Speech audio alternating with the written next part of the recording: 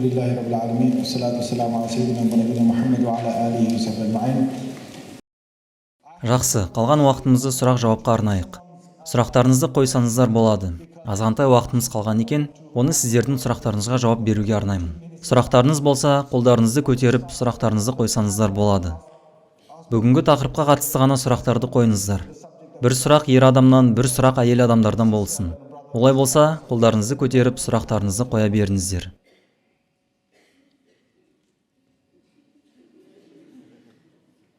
Мені қорқытпаңыздар, қане, сұрағыңыз.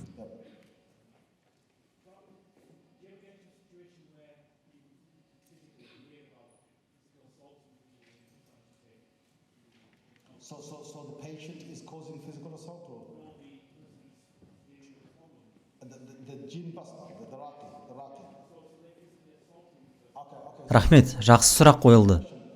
Рақи, жын шығарушы, жын тиген адамнан жынды шығару үшін ол адамға физикалық зақым келтіруіне болады ма? Жауап: жоқ. Шын мәнісінде тәжірибесі мол Рақи жынды шығару үшін жын тиген адамға тіпті саусағын да тигізбейді. Жын тиген кісіге қолын тигізбей-ақ емдей алады. Сұрағы бар қарындастарымыз бар ма? Сұрақ қойыңыздар.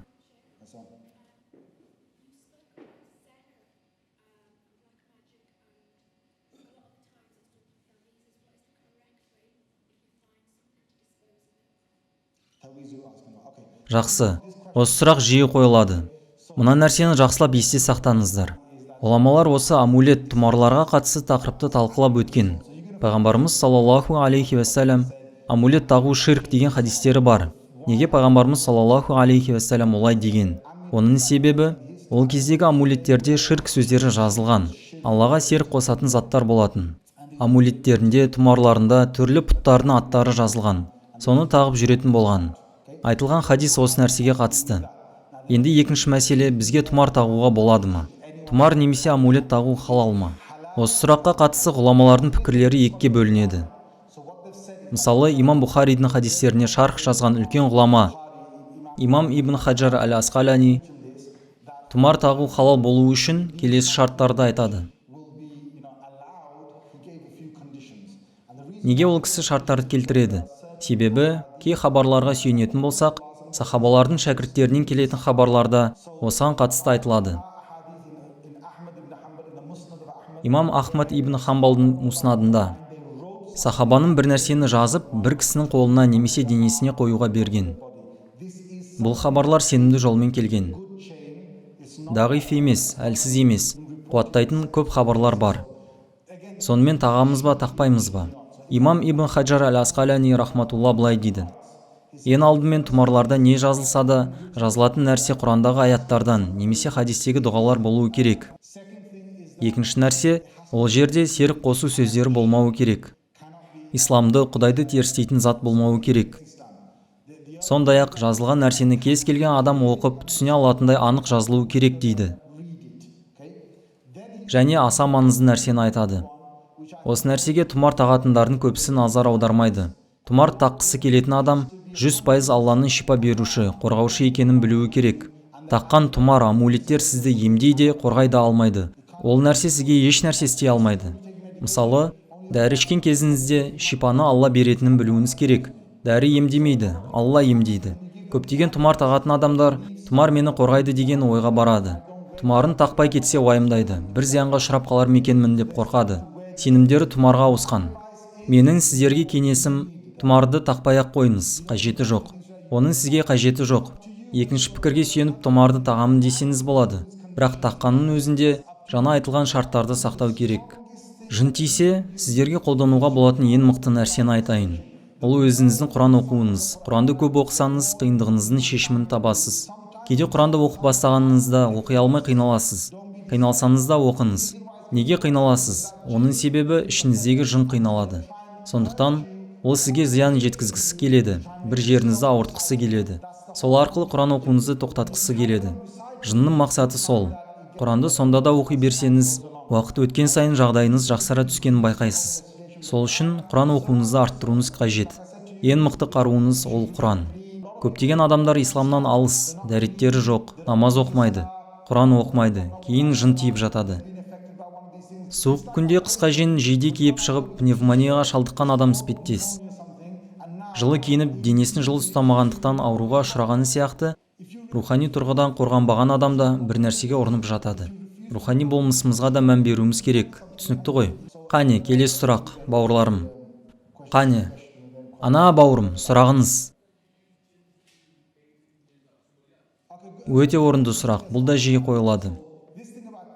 Ішке кірген жынды басқа жын арқылы шығарса болады ма? Алдымен сіздерге мынаны айтайын. Пайғамбарымыз саллаллаху алейхи уассалам бірде жынды ұстап алады. Кейін оны мешіттің ішіндегі бір бағанға байлап қояды. Науаби мешітінде. Таң намазына дейін түнгі уақытта ұстап алып байлап қояды. Байлаудағы мақсаты сахабаларына жынның түрі қандай екенін көрсеткісі келеді. Таң намазы кірерден бұрын оны босатып жібереді. Неге? Себебі пайғамбарымыз саллаллаху алейхи уассалам бауыры Сүлеймен алейхиссаламның дұғасын есіне алады. Я Раббым, маған сондай патшалық, басшылық бер, менен кейін ондай ешкімде болмасын. Расулулла саллаллаху алейхи уассалам Сүлеймен алейхиссаламның жындарға басшылық еткені есіне түскендіктен ол жынды босатып жібереді. Олай істегені де жақсы болды. Себебі кейбіреулеріміз жын аулаймыз деп сонымен әуре болар едік. Бұл оқиға хадисте баяндалады. Егер ондай ой келмей жынды босатпағанда, сендер жынды көрер едіңдер, деген сахабаларына. Мына нәрсені семинардың бірінші жартысында айтқан едім. Жындар біздің шекарамыздан өтпеулері керек. Арадағы бөгеттен аспаулары керек. Біз олардың әлемдеріне араласпауымыз қажет. Ешкім олардың әлемдеріне өтпеулері тиіс. Жынды ұстап алып, оны құл қыламын деп тырыспау керек. Олай істеудің тәсілдері бар. Кей адамдар сол тәсілдерді іздейді. Мен сіздерге айтайын, жынды аулау өте қауіпті. Ол адам мүгедек болып қалады, немесе есі ауысып кетеді, немесе өліп қалады. Жынды аулау өте қауіпті. Қалай болғанда да жынды ұстап алып, ол жынды құлы етіп, ананы істе, мынаны істе деп пайдалану дұрыс емес. Себебі сен азат нәрсені құл етуіне болмайды. Жаңағы бауырым жын шығару үшін жынды қолдануға болады ма деп сұрақ қойды. Егер қалыпты кезде рақи жын шығарушы адам жынды шығарған кезде, ол жынды исламға шақырады. Ол жын исламға келуі мүмкін. Аллаға ғибадат етушілерден болуы мүмкін. Кейін бұл жын ерікті түрде рақиға келіп, басқа жындарды шығаруға көмектескім келеді деуі мүмкін. Мысалы мен Манчестердегі барлардың бірінен бір жігітті шығарып алып, тыңда бауырым, бұл ісіңді доғар, жақсы жаққа өзгер, иманға кел десем, ол адам болмысынан мықты, қайратты адам болса, исламға бет бұрса, мен саған осы ісіне көмектескім келеді. Басқалардың да тура жолға келуіне себепші болуды қалаймын. Жақсылыққа көмектескім келеді десе, альхамдулилля. Манчестердегі басқа адамдарға бірге көмектесетін боламыз. Сол сияқты жындар да ерікті түрде көмектесулері мүмкін. Кірген жынды шығару үшін олармен бірге әрекет етсе болады. Кей жын шығарушылардың ерікті түрде көмектесетін жындары бар. Өз еріктерімен көмек береді. Егер рақидың көмектесетін жыны болса, кеген жынды шығаруға көмекші жынды қолдануына болады. Бұндай жағдайлар кездесіп жатады, бірақ бұндай нәрсе екінің бірінде бола бермейді. Келесі сұрақ қарындастарымнан. Өте жақсы сұрақ, рахмет. Рухияны өзімізге қалай жасаймыз? Рухияны өзімізге жасау үшін пайғамбарымыз саллаллаху алейхи уассалам өзіне фәлақ, нәс сүрелерін 3 реттен оқып дем салатын болған. Әрдайым осылай істейтін болған. Тіпті өмірінің соңында пайғамбарымызға саллаллаху алейхи уассаламға Айша анамыз дем салып көмектескен. Ауыр хал үстінде болғанда Айша анамыз дем салып қолымен пайғамбарымыздың денесін сипаған. Сонымен Ықылас, фәлақ, нәс сүрелерін 3 реттен таң намазынан кейін және ақшам намазынан кейін оқыңыздар. Және де аятул курсиді оқуды ұмытпаңыздар. Тек оқып қойсаңыз да болады, немесе қолыңызға осылай үрлеп денеңізді сипасаңыз болады.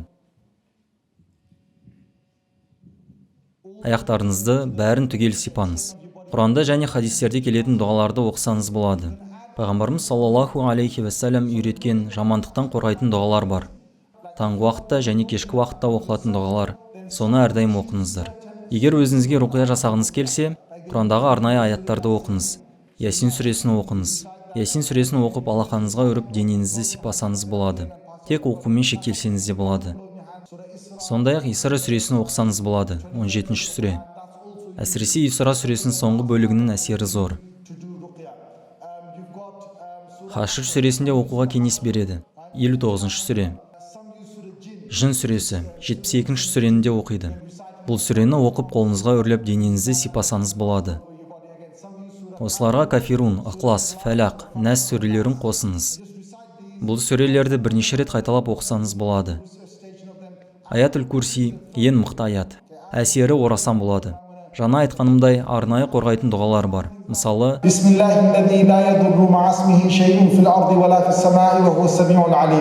оны таңда және кешке 3 реттен оқисыз. Алла бәле-жәледен, жамандықтан қорғайды. Басқа да көптеген дұғалар бар. Соларды оқыңыздар.